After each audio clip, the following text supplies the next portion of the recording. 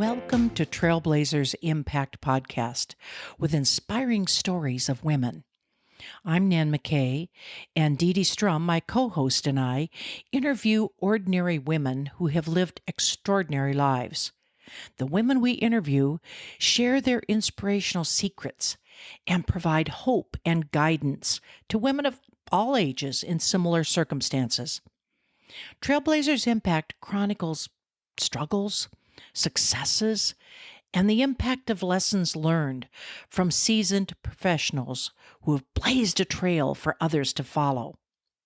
TrailBlazers Impact Podcast is featured in the top 20 Trailblazers Trendsetters podcasts by FeedSpot and as one of the top 28 podcasts for women in their 20s by Pretty Progressive.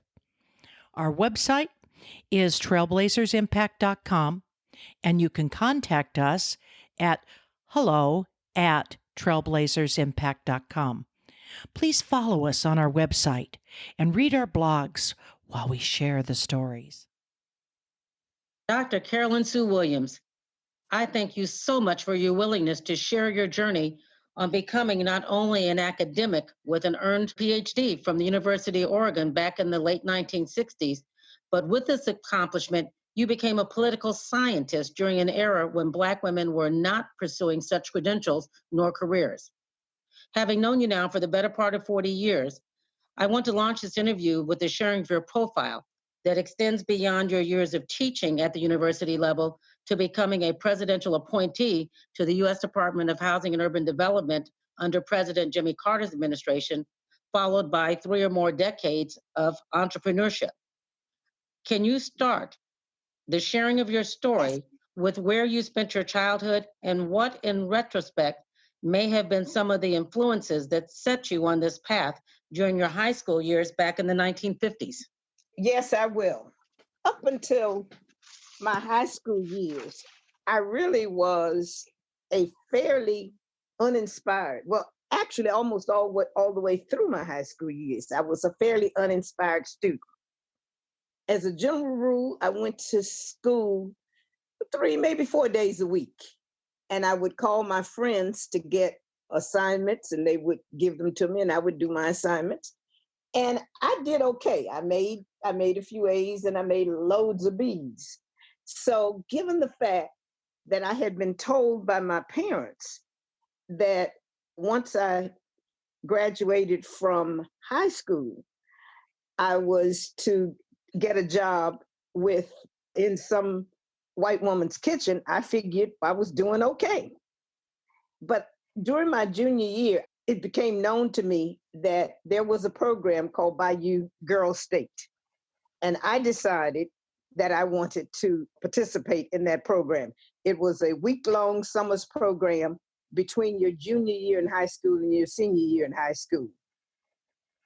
The fee, as I remember it, to participate in that program was $25, which my family did not have and could not give to me.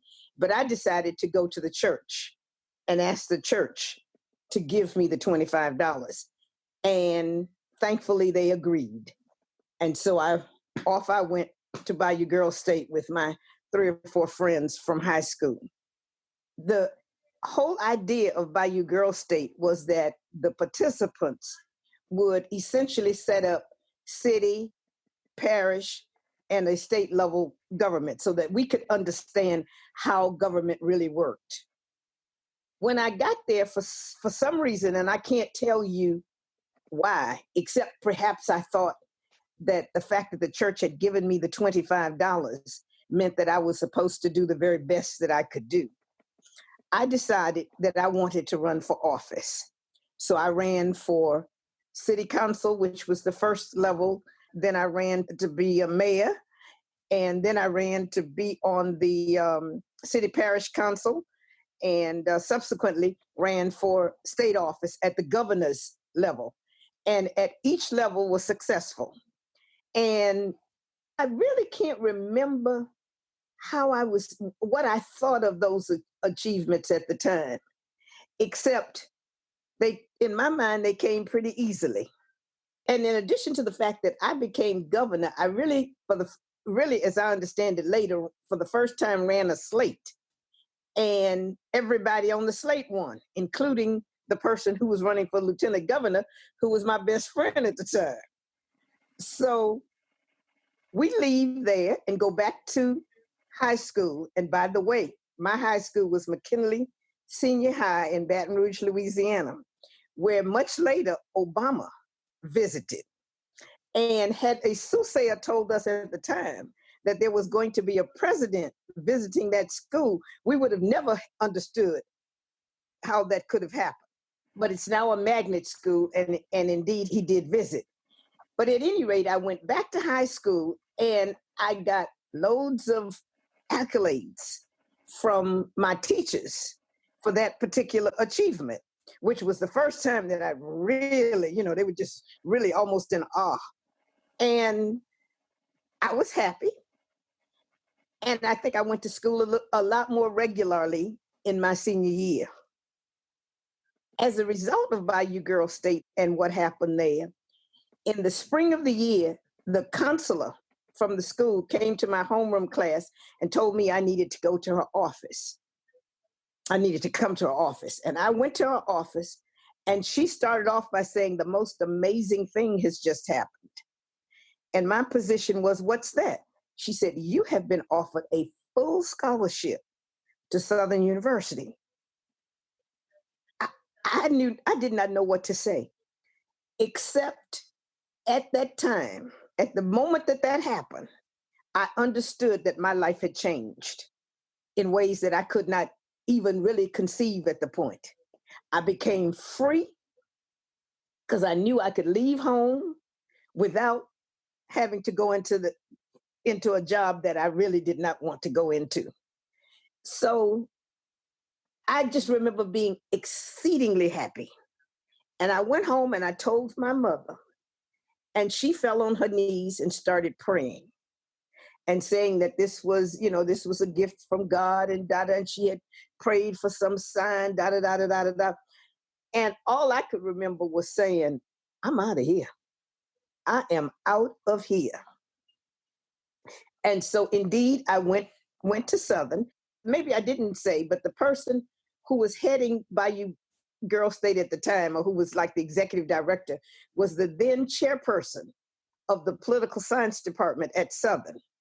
He was the one who was instrumental in my getting that full scholarship, because indeed, I was not in line at my high school for a full scholarship. At my high school, only the top 3, maybe 4 people got scholarships, and I was number 13. So for them to jump all the way down to number 13 was just unbelievable. So when I got to Southern, I looked him up and thanked him. He subsequently had lung cancer and died. Jill Prestige became chairperson of the political science department. And all of this happened in my freshman year. Jill then made a point of having me come to her office on a regular basis to see how I was doing. To some extent, because I think she thought that I could someday earn the Ph.D., but also because she wanted to be sure that she took care of the person that her predecessor had brought into Southern, and to make sure that there was no stain on his legacy. Deciding to become a political scientist was just kind of natural, because the people who were instrumental in my getting to college and instrumental in supporting me when I first got there were political scientists. So I ended up with a degree in political science. What does it mean to be a political scientist? To me, it means having a real understanding of how scarce allocations in this country are divided. You understand how this country really operates. It gives you the skills to really look and see that. And I was, of course, proud of self when I finished, because indeed, as you have said, there weren't a lot of women. Jill Prestige was the first Black woman in the United States to get a degree in political science, not in government, because somebody else had gotten one in government, but she was the first in political science. When I graduated, we decided there must have been 2 others, And the year that I got my degree, two more joined. One that was also a dual prestige prodigy, and one from here in DC, who had gotten her degree at the University of Chicago. So it was still a fairly small group of women. But I never thought of it as unusual because I had seen people before me do it, people that I could touch. So you were actually in the first handful of Black female political scientists in the context of earning a PhD in political science. Yes.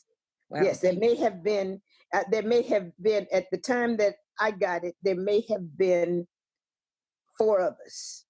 Well, I knew you were a trailblazer, but I have to say that my mouth is hanging open because I did not even understand that kind of context. So upon becoming a political scientist in the late 60s, you finished your doctoral studies and work at the University of Oregon. Where did you? No, in the early 70s, 1973. Oh, in the early 70s, because you did a master's and then you did your PhD. Yeah. Right. So, and then upon the awarding of your PhD and becoming a credentialed political scientist, where was it that you were headed? At least where mentally did you think you could go with a PhD in political science? And particularly as one of the first Black women in the nation to be awarded such a degree.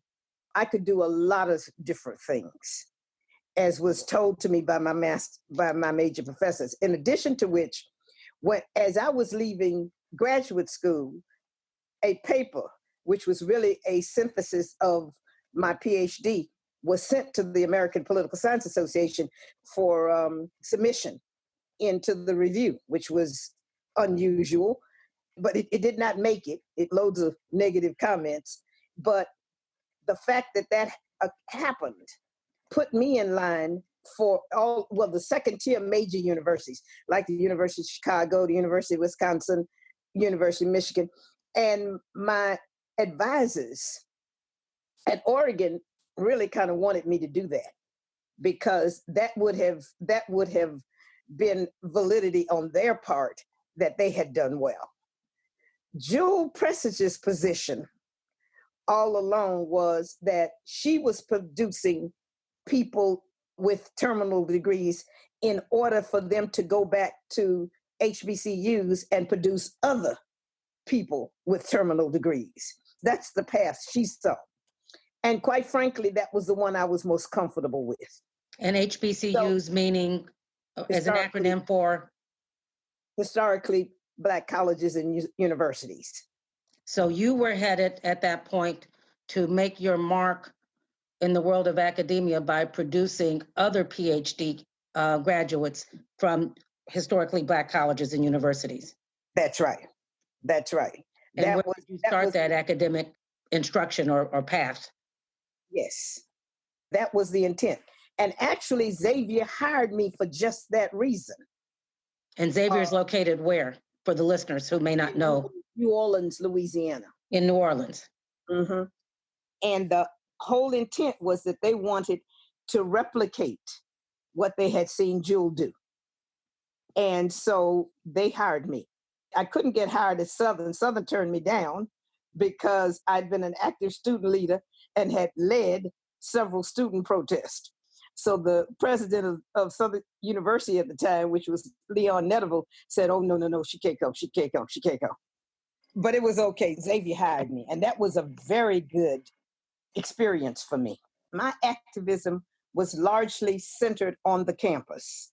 And by that, if you had gone to a HBCU at the time that I did, the schools really, really considered themselves parents in absentia. So that there were all kinds of rules that young women had to abide by that men did not have to abide by that made no sense to me. Like you couldn't wear pants, you couldn't be off campus after 6 o'clock, you had to walk a certain way, you had to, stuff that I did not think was at all central to the whole idea of education. I really centered my attention on changing the college milieu. The people on my campus, except for 1 or 2 people, were largely ignorant of what was happening outside of the campus in terms of the Freedom Riders. We just weren't focused on it. And that's something that when I look back on it, I wonder how. I guess it was easy because most of us were first generation college students, and we were just concentrating to the extent that we could on getting a degree so that we could have a lifestyle that was different from that of our parents. So you were protesting around things that really lent themselves more to sexism, to the gender bias. Uh-huh. And can you give us an example? Like, for example, we could not wear pants. Women could not wear pants on the campus at the time when I was there. And we changed that. Women could not be off campus after 6 o'clock without permission. And we changed that. We also fought to have access to the library stacks. When I was in college, you had to write something down and they would go into the stacks to get the book. And of course, that meant you had to know what you wanted in order to get something.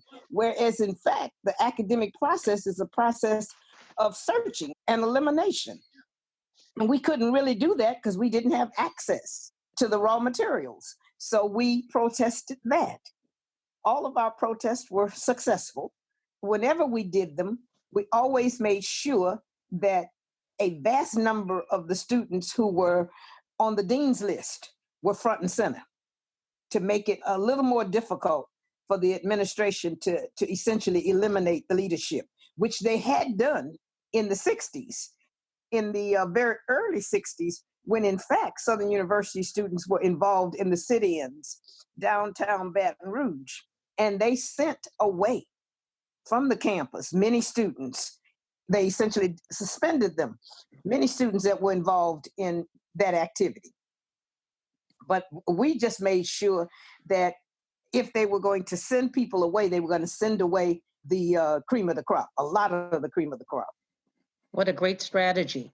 So fast forwarding, when you left the world of academia, teaching there in New Orleans at Xavier, where did you go from there? Because you said the degree in political science allowed you to do a lot of different things. Prepared you to do a lot of different things. So what was the next type of leadership role that you assumed? Well, first of all, let me say, I really enjoyed teaching at Xavier. Xavier gave me many, many absolutely unbelievable experiences. I never will forget that one of the reasons why I said I did not want to go to a place like the University of Chicago or University of Michigan or something like that was that I would become the Negro by the door, and they would have made me kind of the colored example at the school. Indeed, that happened at Xavier, because Xavier, which I did not understand before I got there, all of the faculty were either sisters and priests or they were graduate students from Tulane, almost all of whom were white. So they brought in with me 4 other young Black PhDs. And then they started giving us all kinds of experiences. And I probably got more. I mean, I went abroad for the university at least 5 times. And I would and they would send me to all kinds of conferences and stuff. And so I had a very rich experience at Xavier. My 6th year at Xavier, I had a grant from the National Science Foundation from the Ford Foundation to write a book. I had a full year off to write a book. They were paying my full salary plus, which wasn't to say a whole lot because Xavier didn't pay anything. But that's neither here nor there. But before I could start that year, let's say during the summer, Clyde McHenry, who was husband of my best friend at the time, was running the housing authority in New Orleans. He got an appointment to DC as the first Deputy Assistant Secretary for Public and Indian Housing. he had an opportunity to bring with him an executive assistant. He chose me. I assume with some prodding from Ann McHenry. And I never will forget when they called me over to their house and offered me the position. I went back and I called Jewel and I said, Jewel, I got a problem. First of all, I don't know what an executive assistant is because I can't type and take dictation because I thought it was like a secretary. And secondly, I got a full year that I'm getting ready to have off to write a book, which was really, that was a good thing, and to some extent unheard of. And she said to me, you can always write a book. This opportunity is likely never to come around to you again. Take it. And so I took it largely on the basis of what she said, because I didn't know what I was getting into. But it was certainly a new experience. And so I came to HUD as executive assistant to the first Deputy Assistant Secretary for Public and Indian Housing, knowing almost nothing about public and Indian housing. But I knew I didn't know anything, and I acted appropriately. I didn't come up here thinking I did. And so I leaned heavily on staff to help me understand what I needed to do and what I really needed to understand. It ended up to be a very good experience. It took me at least 9 months before I could really raise my head up and breathe, because I had so much to learn. And it took that long for me to have any kind of allegiance to this area. You know, I was ready to leave every day of those first 9 months. I was so overwhelmed with what it was that I was doing. At the end of that first year, the government has something that they do with executives, that they prepare executives for additional responsibilities at a place called the Federal Executive Institute, which is in Charlottesville, Virginia. It really is for bona fide federal government employees at the 15 level and above. Well, I was at the 15 level, but I was only there as a political appointee. But they had so few Blacks at that time until they had to come and ask me if I would do it. Because there were very few Black 15s and above in the federal government in 1978. So I went to train for 3 weeks at the Federal Executive Institute. And I never forget, I also had a girlfriend who was at the Department of Interior who went.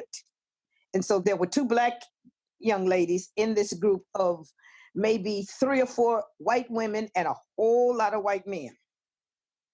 And one of the things that we were supposed to think about while we were there was, what did we want our career trajectory to look like in the immediate future? And I never will forget, in the midst of a group of white men who were my friends, because they were in the same group with me, because they put us in groups, I said, I want to be a Deputy Assistant Secretary. And they said to me, you're a little young for that. You're a little young for that, but you can do it. They were nice, and most of them were from the Department of Defense. You're nice, you're smart, you go get there, but you're a little young for that right now. I came back to HUD, and within 2 weeks, the then Assistant Secretary at Community Planning and Development called me and asked me if I would want to be a Deputy Assistant Secretary. What age were you? I was less than 32. Mm-hmm. And I said, of course, because in my mind, it was just the universe answering my request, despite the fact that they had said I was too young for it. Wow. However, that particular job was both a good thing and a bad thing. I got the status, but one of the programs that I had responsibility for was called the Deconcentration Program. And it was a program designed using Section 8 to move Blacks out of the intercity into the suburbs. And my political sense reared its head, because the fact of the matter is the only reason we had had some advances up to that point as Black people was because we had elected officials. And you got elected officials because you have some concentrations. And while I have no problems with people, with the idea that some people need to spread themselves, I have real problems with the need to really have as a political strategy, deconcentration, because I understand what could be the implications of that. So me and the Assistant Secretary for Community Development, Bob Embry, had real problems. I went to work, I did what I had to do, but I certainly did not do what he wanted me to do. So it was not a happy time for me. But it didn't last that long, of course, because the administration didn't last that long. Because I only had that job, I would say, for about 7 or 8 months, at which point we lost the election. So it was clear we had to go. And upon leaving HUD, what was your next trajectory? Well, about that time, Xavier was really on my case about coming back, because I had been away 2 years, and I had said I was only going to be away a year. I'd been away 2 years, a little longer than 2 years. So I had a choice to make. By that time, I had become attached to DC. And DC is a place like no other place in terms of the energy that I found among people of color. And I just could not see myself going back to Xavier. Furthermore, I had become convinced that what I really wanted to do was to be in business for myself. That was the end all be all for people in DC. Everybody in DC wanted to be in business for themselves that I was around in one way or the other. So I kind of caught the bug. So then I started as a salesperson for people who were selling doors, windows, bathrooms, and et cetera to housing authorities, and then established the first business with Tony Jones, which was a company called Tanya, and ran it for about a year. And then that collaboration broke apart. And at that point, I was really kind of at loose ends. I didn't know exactly what to do. But somehow or the other, and I'm not exactly sure how, I met Kimi Gray. And I really became inspired by her efforts to empower public housing residents. It just struck a real note for me. So I then joined with her and essentially became her educated arm. She had the vision, I had the skills. I did a lot with her for about 4 or 5 years before I then decided that I would actually go out on my own. Share a little bit about who Kimi Gray was. Kimi Gray was a public housing resident who rose to become, at one point, the most powerful lady in the public housing arena. In large part because she had vision and assertiveness at a level that was unparalleled. She knew what she wanted, and nothing would stop her from getting it. She would do whatever she had to do within reason to get to where she wanted to go, including walking into the office of the Secretary of HUD, sitting in the office and waiting until he would see her. and then telling him what it is she wanted. Her gumption was just awe-inspiring to me, because if there's something that I tend to lack, it is a level of assertiveness that she had. And my relationship with public housing residents really lasted some 30 years. During that time, and that you spoke of yourself as sort of the educated arm of Kimi Gray and her movement to empower public housing residents, not just in DC, but nationally, you all established NARMC. Do you want to spend just a few seconds talking about what NARMC was and the impact that NARMC had on public policy across the country? Well, I'm not sure what the long-term impact has been, because I think about that to this day. Sometimes you say things like, once you move a people to a certain point in time, it's difficult for them to move all the way back. And perhaps that's true, but sometimes I wonder if public housing residents have really moved forward. But in fact, it was the National Association of Resident Management Corporations, and it was the acronym was NARMC. And it was the very first time that public housing residents organized themselves. And there were at least 3 national meetings that were attended by upwards of as many as 2,000 public housing residents. During that time, I know a couple of things happened that have been consequential. The first thing is, indeed, resident management corporations were established, 2 of which still exist. One is Kenilworth Parkside, with the one that Kimi was head of, and the other one is one in St. Louis. And they were the only 2 that actually got to buy their property before the then secretary lost his position. The others were in process, and they never really gained full ownership of the property.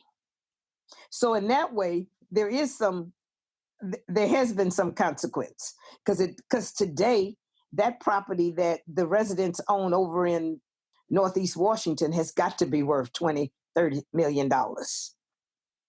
And I assume even in St. Louis, it has some worth. And indeed, in the consequence in St. Louis is that the lady who really was head of the Resident Management Corporation died, but then her right arm, young man, became head of the Resident Management Corporation, and he ended up very active in Democratic politics, and his daughter ended up on the city council. So they have affected St. Louis politics. Exactly how, I can't tell you, but they certainly have been participant. But the fact that so much of public housing has been dismantled now, particularly the large developments that we worked with, I sometimes say to myself, was it all worth it? I don't know. Only time will tell.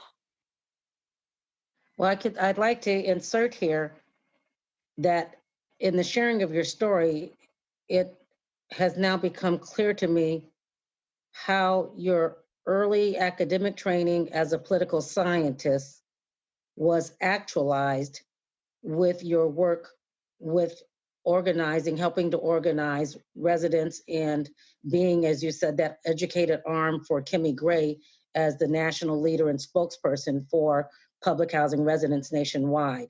I'm reminded that, I believe I'm quoting this correctly, the 1992 National Affordable Housing Act, NAHA, is where Kimi, I would say, had the greatest influence and impact, because resident management corporations and resident participation in public housing was then mandated by law and codified at 24 CFR 964 for tenant participation.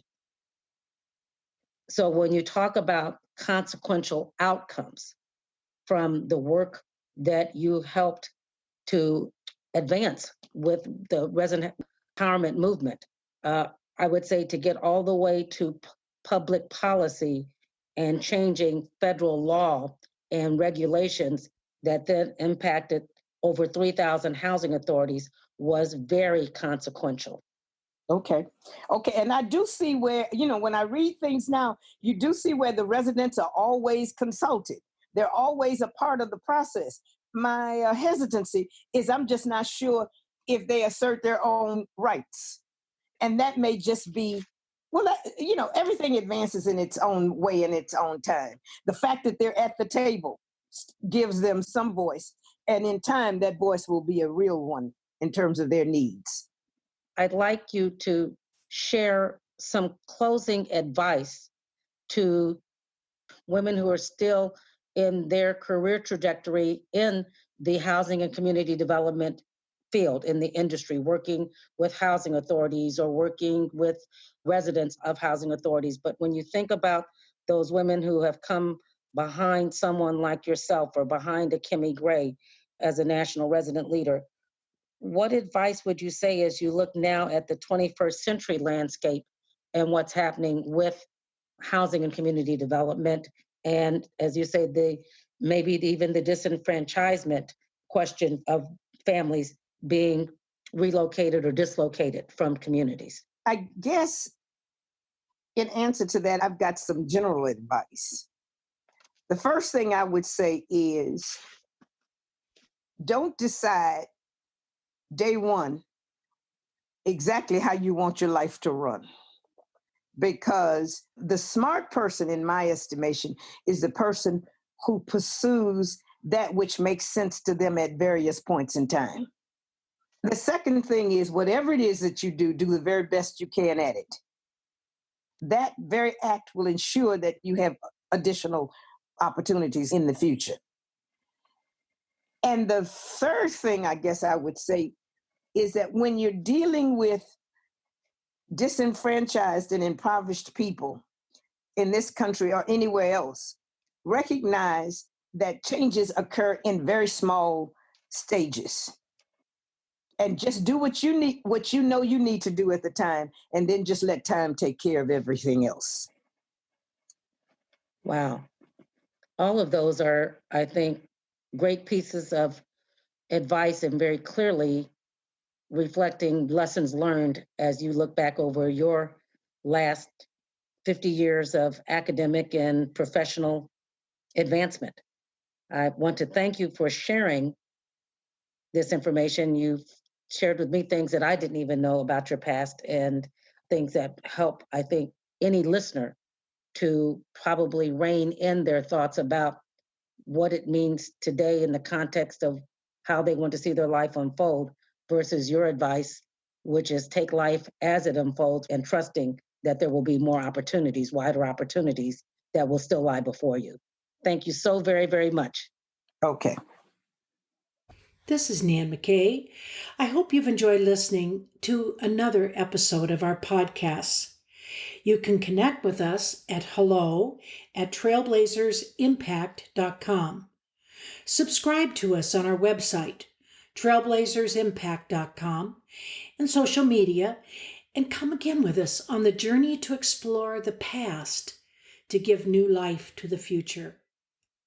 Tune in to our 3 podcasts, the Community Trailblazers podcast, the Trailblazers Impact podcast, and the Peace Through Business podcast. Write a comment about what you like about the podcasts that we can post on our website. And remember, you must learn a new way to think before you can master a new way to be.